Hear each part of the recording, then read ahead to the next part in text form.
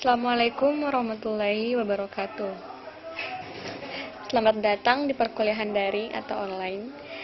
Di dalam video ini, seperti yang teman-teman sekalian lihat di awal, saya di sini tidak sendirian, akan tetapi saya di sini ditemani oleh teman-teman saya, yaitu Nur Fadila dan juga Hasni.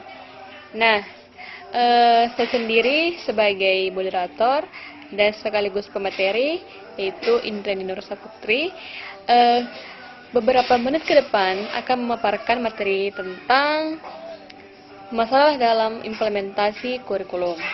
Nah, untuk mengefisienkan waktu, saya persilahkan kepada pemateri pertama, Saudari Nur Fadila, untuk memaparkan materinya. Dengan ini saya persilahkan.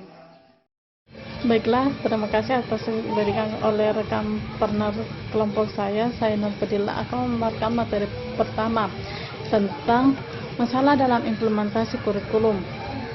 Dalam usaha pencapaian tujuan pendidikan, peran kurikulum dalam pendidikan formal di sekolah sangatlah strategis. Bahkan kurikulum memiliki kedudukan dan posisi yang sangat sentral, syarat mutlak yang tak terpisahkan dari pendidikan itu sendiri.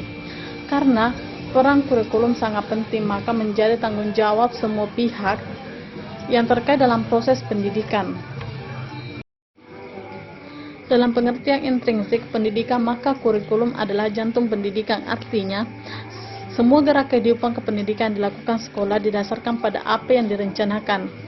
Berdasarkan apa yang diinginkan kurikulum, pengembangan potensi peserta didik menjadi kualitas yang diharapkan adalah didasarkan pada kurikulum. Proses belajar yang dialami peserta didik di kelas, di sekolah, maupun di luar sekolah dikembangkan berdasarkan apa yang direncanakan kurikulum. Kegiatan evaluasi untuk menentukan apa kualitas yang diharapkan suatu yang dimiliki oleh peserta didik dilakukan berdasarkan pula dengan rencana kurikulum. Baiklah, saya juga akan menjelaskan bagaimana menurut undang-undang.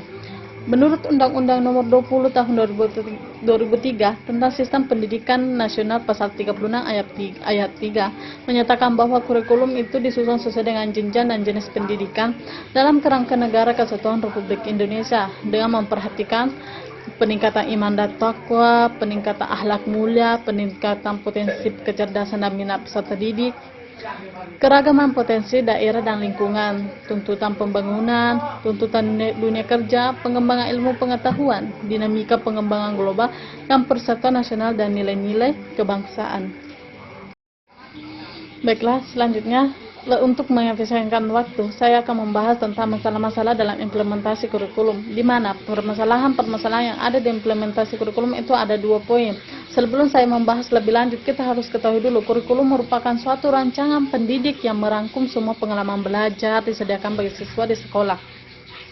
Dalam hal ini, rancangan disusun dengan tinjauan pemberian pedoman kepada pelaksana pendidik dalam proses bimbingan pengembangan siswa untuk pelaksanaan pendidikan. Dalam hal ini, banyak yang turut serta dalam menyusun suatu kurikulum, di antaranya itu ahli pendidikan, pendidik, pejabat pendidikan, serta masyarakat yang turut serta dalam pengembangan suatu kurikulum. Dalam hal ini, masalah-masalah yang dikaji dalam perkuliahan ini ada 2 poin masalah-masalah yang harus saya paparkan di dalam suatu diskusi ini. Yang pertama itu masalah khusus yang terdapat di dalamnya, yaitu kayak semacam para guru, masyarakat dan kepala sekolah, biaya dan birokrasi. Sedangkan di dalam permasalahan umum terdapat beberapa faktor, yaitu bidang cakupan, relevansi, keseimbangan, artikulasi, pengintegrasian, rangkaian, kontinuitas, dan kemampuan transfer. Baiklah, selanjutnya.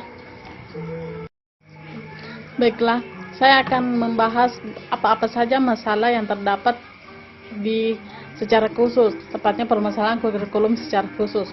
Yang pertama, pada guru. Guru kurang berpartisipasi dalam pengembangan kurikulum disebabkan beberapa hal yang kurang waktu, kekurangan pendapat, baik dengan sama guru maupun kepala sekolah dan administrator, karena kemampuan dan pengetahuan guru itu sendiri. Yang kedua, dari masyarakat. Mengapa saya mengatakan dari masyarakat? Karena untuk pengembangan kurikulum itu dibutuhkan dukungan masyarakat. Jika masyarakat tersebut tidak saling mendukung, tidak mensupport, tidak turut serta dalam suatu pembentukan kurikulum, otomatis kurikulum itu tidak akan berjalan. Baik dari segi pembiayaan, pasti kita membutuhkan namanya pembiayaan dalam satu pembentukan lembaga pendidikan, tepatnya di bagian kurikulum. Pasti kita harus merancang terlebih dahulu dari mana asal pembiayaan tersebut yang akan kita dapat, sehingga apapun yang kita kerjakan bisa sedang berjalan dengan baik. Masyarakat adalah sumber input dari sekolah.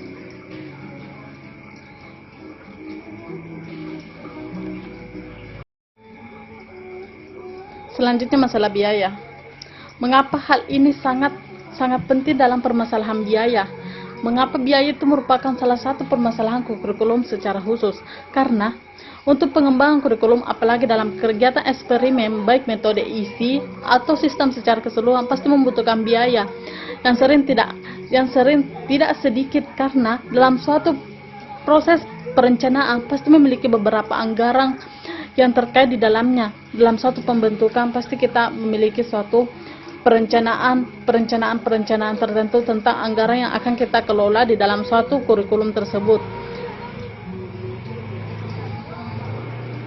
sehingga kita itu bisa mengatur lebih baik, lebih detail lagi bagaimana anggaran itu bisa disusun, anggaran tersebut berasal dari mana, anggaran itu diapakan dalam suatu lembaga pendidikan.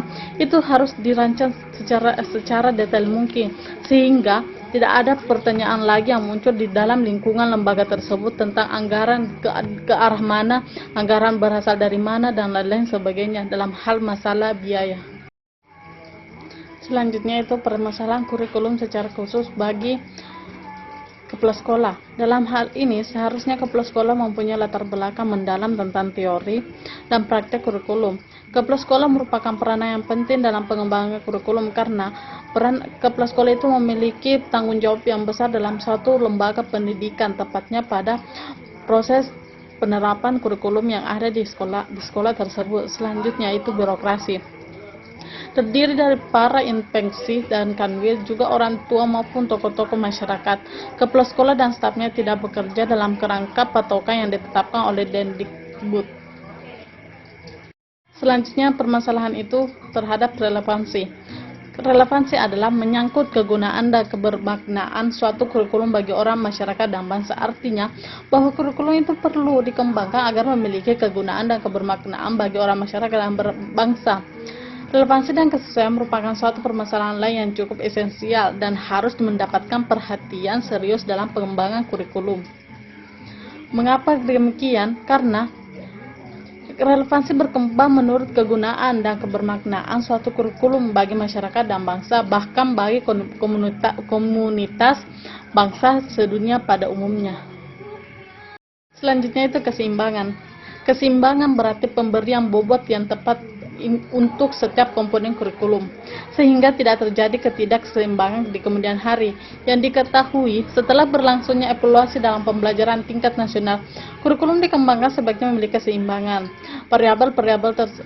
Memiliki beberapa variabel yang perlu dipertimbangkan terkait dengan keseimbangan. Variabel tersebut dapat menunjang dalam suatu keseimbangan pembentukan suatu pengembangan kurikulum. Baiklah, itulah tadi pemaparan beberapa materi dari saya. Saya kembalikan kepada rekan diskusi saya untuk melanjutkan materi yang akan disampaikan. Baiklah, terima kasih. Wassalamualaikum warahmatullahi wabarakatuh.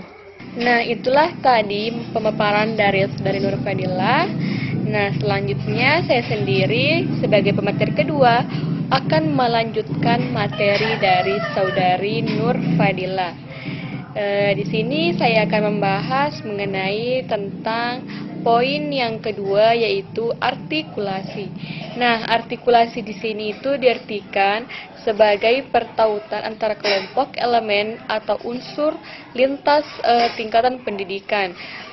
Seperti contohnya dapat kita lihat antara SD dengan SMA, SMA dengan SMK, serta SMA dengan perguruan tinggi.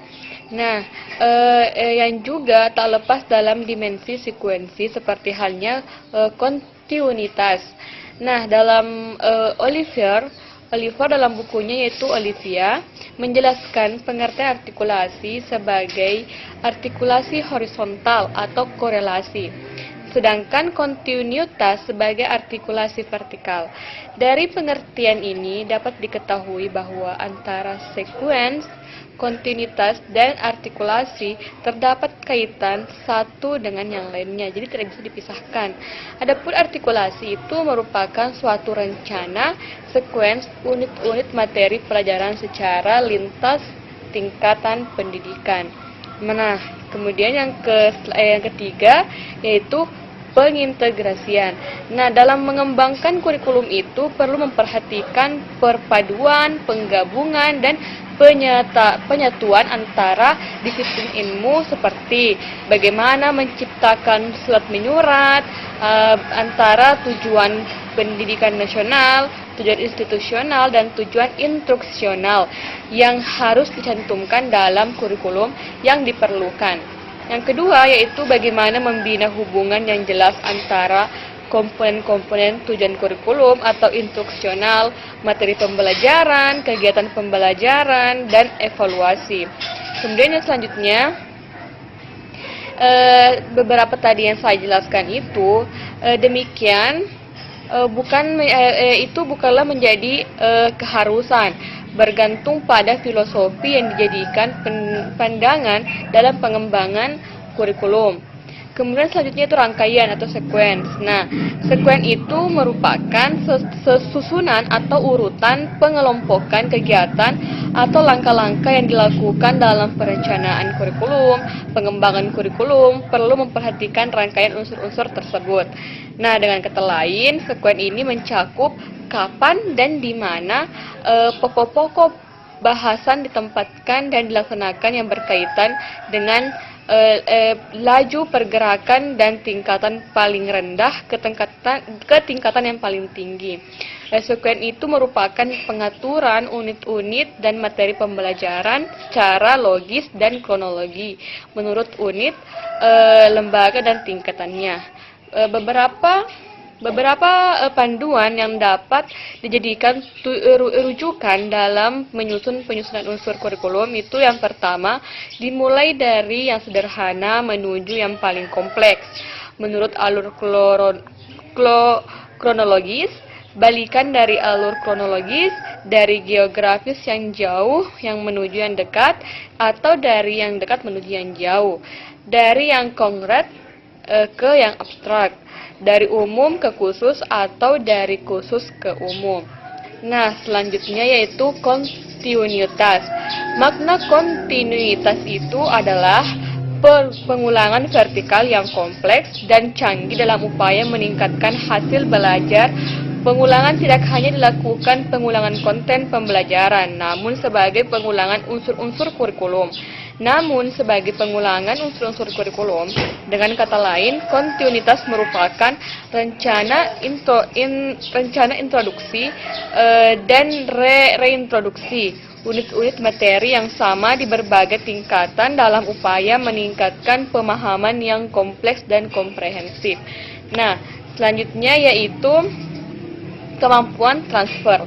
Nah, pengembangan kurikulum itu perlu memperhatikan unsur-unsur yang perlu ditransfer. Untuk itu, pengembangan kurikulum perlu menentukan tujuan, menyeleksi isi atau materi, dan menyeleksi strategi pembelajaran yang mengarah pada pendayagunaan proses transfer secara maksimal. Nah, pada hakikatnya, sesuatu yang diberikan ke sekolah merupakan proses pentransferan nilai, yaitu apapun yang dipelajari di sekolah seharusnya bisa diaplikasikan di luar sekolah.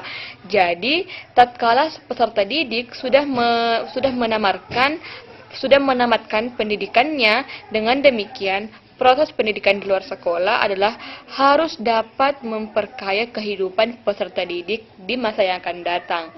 Nah, para ahli seperti Tom Dick, Daniel, dan Temer serta Taba menyepakati bahwa jika guru hendak mentransfer nilai-nilai, maka terlebih dahulu harus memperhatikan prinsip-prinsip umum dari proses transfer, yaitu yang pertama, transfer merupakan hati nurani pendidikan.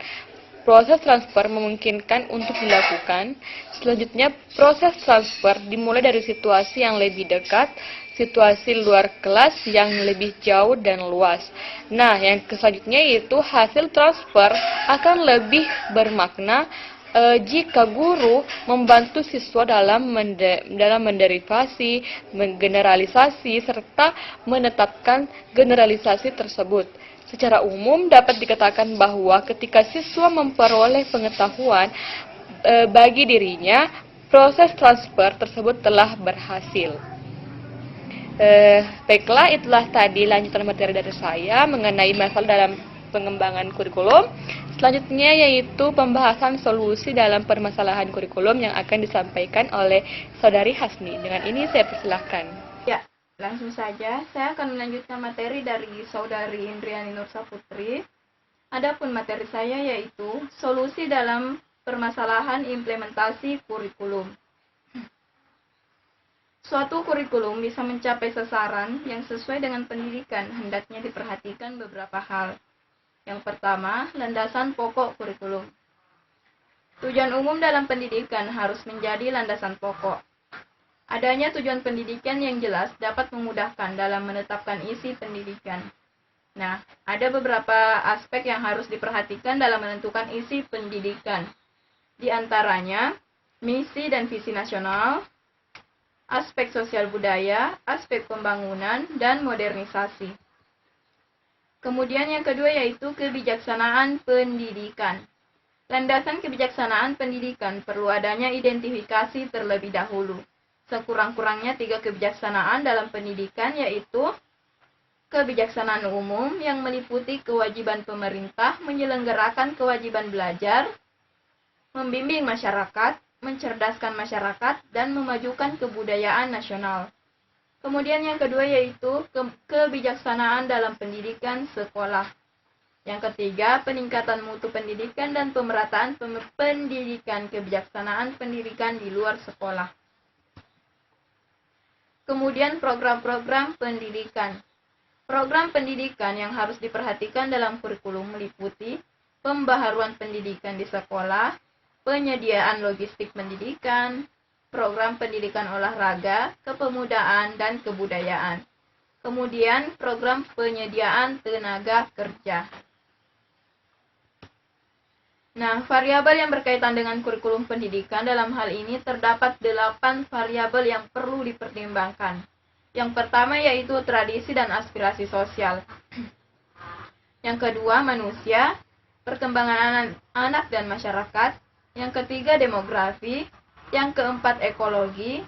Yang kelima, sarana dan prasarana pendidikan atau SAPRAS. Yang keenam, kondisi pendidikan yang sekarang. Yang ketujuh yaitu politik nasional dan internasional. Yang kedelapan, proses modernisasi. Nah, dalam memperhatikan variabel tersebut, diharap proses mekanisme dalam kurikulum tidak terburu-buru atau asal jadi, tetapi harus menempuh proses ilmiah yang dapat dipertanggungjawabkan. Hendaknya diingat bahwa kurikulum jangan hanya berlaku beberapa saat saja, disebabkan jika perencanaan tidak dilakukan dengan matang, pada umumnya akan merugikan bangsa, negara, dan pada khususnya akan merugikan pendidikan. Ya, sekian materi dari saya kembalikan kepada moderator. Nah, itulah tadi pemaparan materi dari Saudari Hasni. Dengan selesainya pemaparan tersebut, maka berakhirlah pula pembahasan kita pada video kali ini. Nah, tentu dari teman-teman sekalian ada yang ingin bertanya. Jika masih ada yang belum jelas, saya persilahkan kepada teman-teman sekalian untuk mengajukan pertanyaannya. Nanti akan dijawab di forum diskusi. Nah, pada kesempatan kali ini, saya mohon maaf jika ada salah kata selama video ini berlangsung. Saya mewakili teman-teman saya sekalian. Wabillahi taufiq wal hidayah. Wassalamualaikum warahmatullahi wabarakatuh.